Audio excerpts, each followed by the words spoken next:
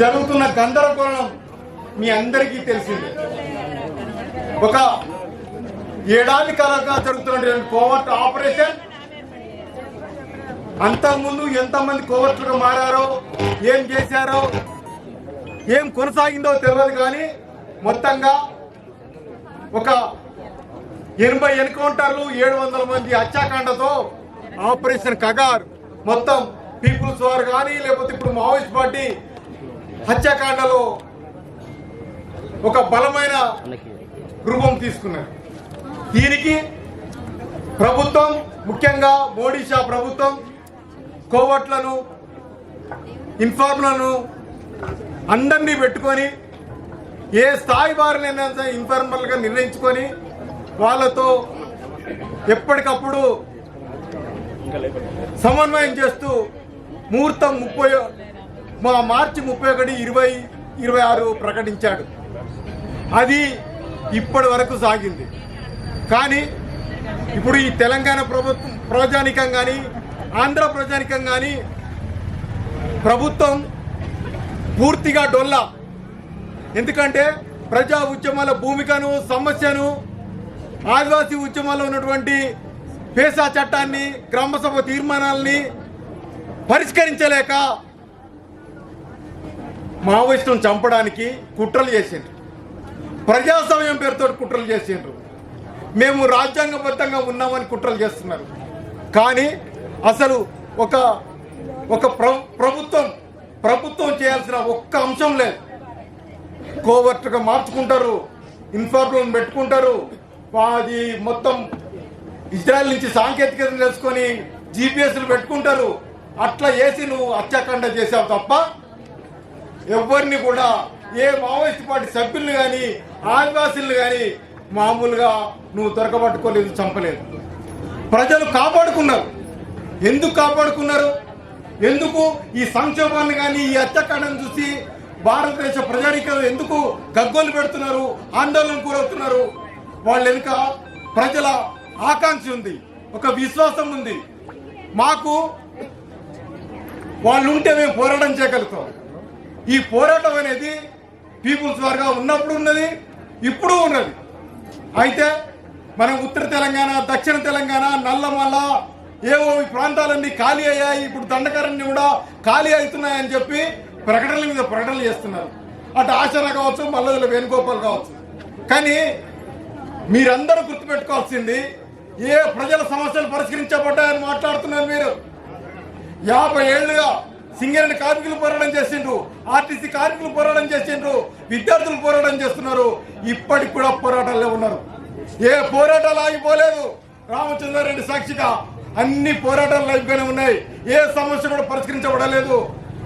ఆ పోరాటాలు, ఆ బలమైన పోరాటాలు లేకనే అందరూ ఆత్మహత్యలు సిద్ధపడుతున్నారు. అందుకే భారతదేశంలో ఉన్న పీడిత ప్రజానికం అంతా కూడా మావోయిస్ట్ పార్టీ లైవ్ లో ఉండాలి, వాళ్ళ నాయకత్వం ఉండాలి, వాళ్ళు పోరాటం చేయాలి.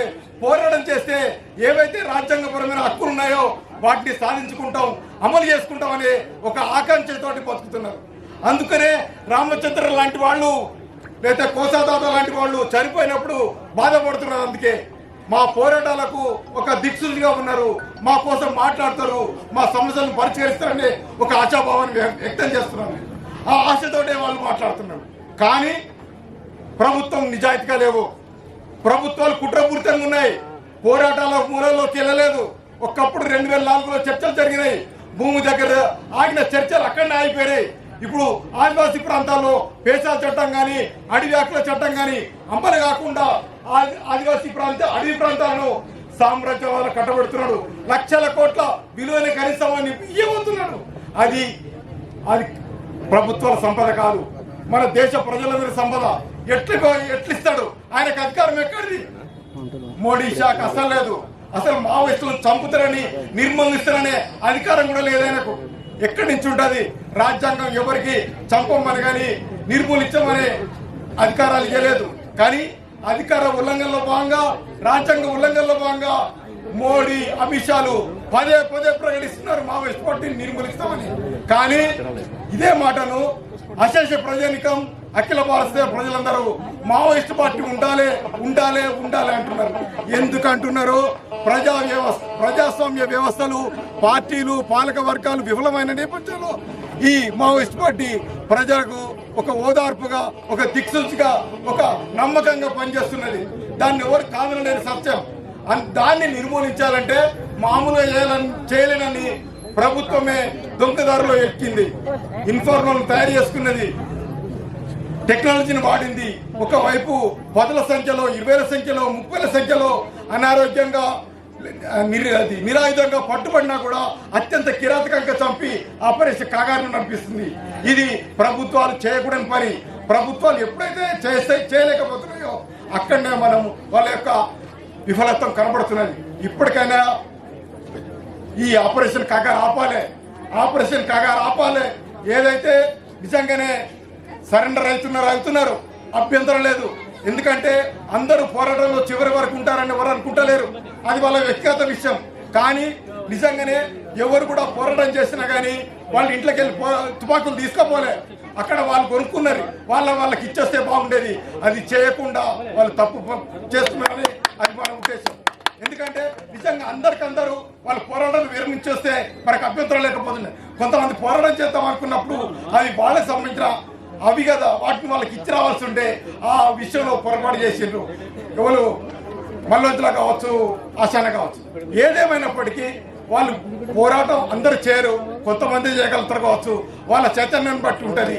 అందరూ ప్రాణత్యాగాన్ని సిద్ధపడకపోవచ్చు చివరి వరకు. కానీ ఏంటంటే ప్రజల సమస్యలు ఉన్నంతకాలం విముక్తి సాధించే వరకు పోరాటాలు ఉంటాయి. అవి ఏ పోరాటాలనే కావచ్చు, ఎట్టనే కావచ్చు. ఒక్కటి గుర్తుపెట్టుకోవాల్సిందంటే సాయుధ పోరాటం ఇప్పుడు స్టార్ట్ కాలేదు, 50 ఏళ్ల క్రితం స్టార్ట్ అయింది. 50 ఏళ్లుగా సరైన విధానం కాకపోతే 50 ఏళ్లుగా నువ్వు ఎందుకున్నావు? ఇది ప్రశ్న. ఎందుకంటే 10,000 మంది పైగా ప్రజలు ప్రాణ త్యాగాలు చేసి ఈ విప్లవోద్యమాన్ని కాపాడుకున్నారు. ఎంతో మంది త్యాగాలు చేసిండ్రు. వాళ్ళే కాదు, మొత్తం తెలంగాణ అంతా, కరీంనగర్, సిద్దిపేట, మెదకు ఎన్ని ఎన్కౌంటర్లు జరిగినాయి. ఎంతమంది ప్రాణాలు త్యాగం చేసిండ్రు. అది కదా ఎందుకు త్యాగం చేసిండ్రు? ఒక విముక్తి సాధించాలని, సమస్యలు సాధించుకోవాలని. ఆ కార్యక్రమం ఇంకా పెండింగ్లో ఉన్నది. కాబట్టి ఎవరు ఏమైపోయినా, ఎవరు సరెండర్ అయినా, ఎవరు ఎంతమంది అమరులైనా ఖచ్చితంగా పోరాటాలు ఉంటాయి. పోరాటాల వెనుక ఏవైనా సరే ఒక చిత్తశుద్ధితోటి ప్రజల కోసం పనిచేయాలనుకున్నటువంటి కమ్యూనిస్ట్ పార్టీలో, విప్లవ పార్టీలో ఉంటాయి. ఖచ్చితంగా అంతిమంగా ప్రజలు విజయం సాధిస్తారు. దాన్ని మనం అందరం గుర్తుపెట్టుకోవాలని చెప్పి, ఏదైతే ఆపరేషన్ కాగా పేరుతో ఒక హత్యాకాండ సాగిస్తున్నారో అది ప్రభుత్వం ఇప్పటికైనా విరమించుకోవాలని చెప్పి, ఏదైతే మీరు నిజంగానే సరెండర్ చేయించుకోవాలని ఒక అప్రజాస్వామిక ధోరణి అవలంబిస్తున్నారో అది ప్రజాస్వామ్యంలో మంచిగా. ఎందుకంటే పోరాటాలు చేస్తున్న వాళ్ళతోటి మీరు చర్చలు జరపండి. పోరాటాలు ఏమైనా అన్యాయం ఉంటే మాట్లాడండి. కానీ ఆ పోరాటాలు నీరుకొచ్చే విధంగా, బలిగినపరిచే విధంగా వాళ్ళతోటి మంత్రాలు జరిపి వాళ్ళ కోట్లు ఇస్తామని చెప్పి, కార్పొరేట్లకు లెజెండ్లుగా ఉంటామని చెప్పి ప్రకటనలు చెప్పించి మొత్తంగా ఉద్యమం నీరుగారిపోయిందని చెప్పి ప్రకటన చెప్పడం అనేది సరైనది కాదు. ఇప్పటికైనా సరే ప్రభుత్వం ఆపరేషన్ కాగా ఆపాలి, ఈ హత్యాకాండను ఆపాలి, మావోయిస్ట్ పార్టీతో చర్చలు జరపాలి, ఒక శాంతియుత వాతావరణం ఏర్పరచాలి.